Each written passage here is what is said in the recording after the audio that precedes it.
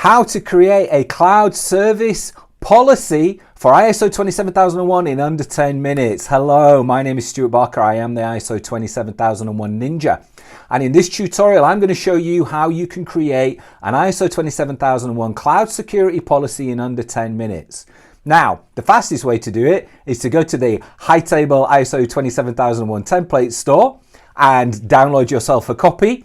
Failing that, you can work through this, hit the pause, type it in and create it yourself. But by far the fastest way is to get yourself a copy.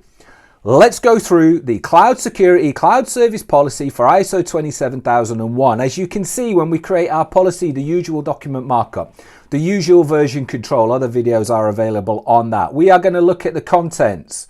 As we go through the creation of our policy, we are going to look at the purpose, the scope, the principle. We're going to look at the third-party supplier register, the cloud service information security requirements, the cloud service audit and review, the supplier risk management, supplier selection. We're going to look at agreements. We're going to look at supplier security incident management. We are going to look at the service supplier end of contract and changes to the cloud supplier service. And we are then going to look at policy compliance. So 10 minutes to create this policy. You can create this a hell of a lot faster if you already have the ISO 27001 third-party supplier policy, right? This is basically third-party supplier management. The changes to the 2022 standard decided that, you know what, we're going to introduce something specific to cloud, and then you'll see in a moment, but there isn't anything you can do about it, which we'll touch on, and it just mimics third-party suppliers. But let's go through it. So, cloud service policy. Purpose. The purpose of the policy is to manage information security for the use of cloud services. Scope. All employees and third-party users. All third-party cloud suppliers that process, store or transmit confidential or personal data. Principle. Third-party cloud suppliers meet the requirements of the company legislation and the regulation for data security. Now, you can see, I'm going to scroll up here. It is our policy that, in line with the guidance, the ISO 27002 2022 clause 5.3 guidance, cloud service agreements are often predefined and are not open to negotiation. Our cloud providers fall into this category. We acknowledge the fact that the cloud providers that we have contracts that are non-negotiable. The standard allows for it. Our policy is that we acknowledge it. Now, if that's not the case, then you make your amendments, but that's what we're going to work with. We're going to look at the third-party supplier register. So our policy is that all cloud services are registered and recorded in the third-party supplier register. Cloud services are assessed for criticality to the business. Cloud services are classified based on the data processed, stored or transmitted. In addition, the following is captured as a minimum. Cloud services name and contact details, what they do for us, what data they process, store or transmit, whether we have a contract and a copy of that contract, and what assurances we have for their data security. This is the third-party supplier register, the completion of it. Yes, there is a template on hightable.io. Go check out the template. Yes, there is a video on how to create it and do it yourself. Go check out that video. Our policy is that we complete our third-party supplier register. Cloud service information security requirements. It is our policy that cloud service suppliers should hold a relevant information security certification that covers the services that they provide to us. As a minimum, they should have an ISO 27001 certificate or a SOC 2 Type 2 certificate. We're placing reliances on the work of other people for our policy. The cloud service audit and review. Cloud service suppliers are subject to audit and review of data security in line with the third-party audit and review process. We have a third-party management process already. We are going to subject our cloud suppliers to that. The level of audit and review is based on risk.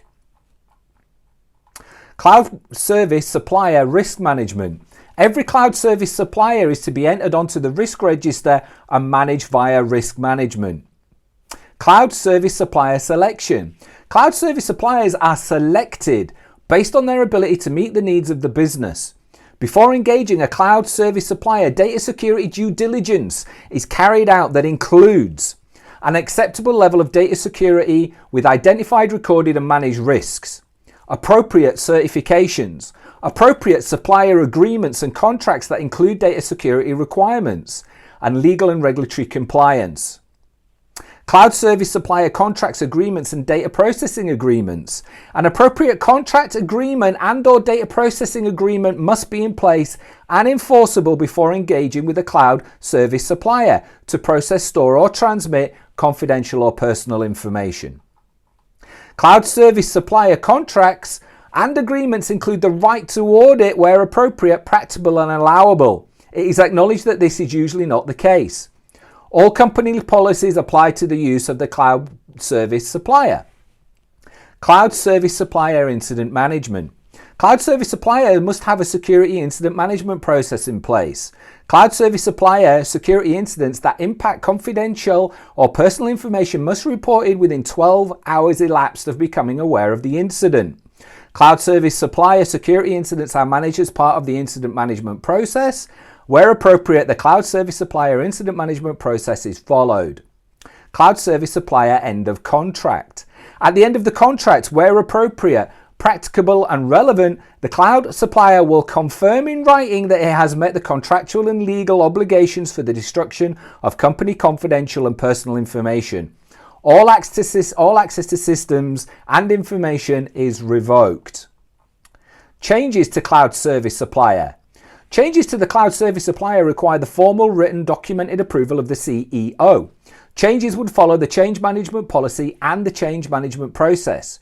Changes to cloud suppliers are significant changes and not to be taken lightly. This would be a significant change requiring a significant project with all of the associated resources, risk management, and project management. And then within our policy, as we complete our policy, we can see that we have the compliance section that is covered on other videos.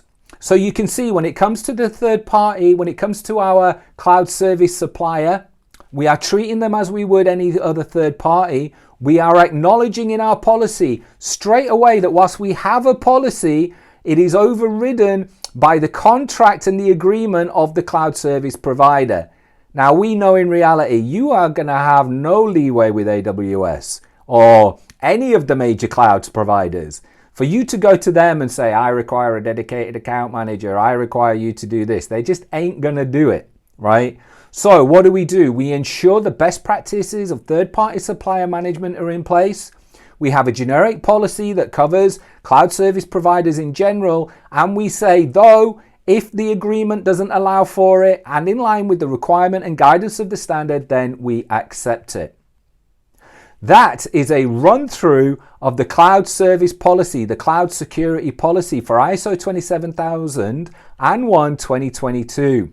For other videos on how you meet the requirements of the Annex A, look at the Annex A blog, look at the blog video on the Annex A Control. But for now, I am Stuart Barker. I am the ISO 27001 Ninja.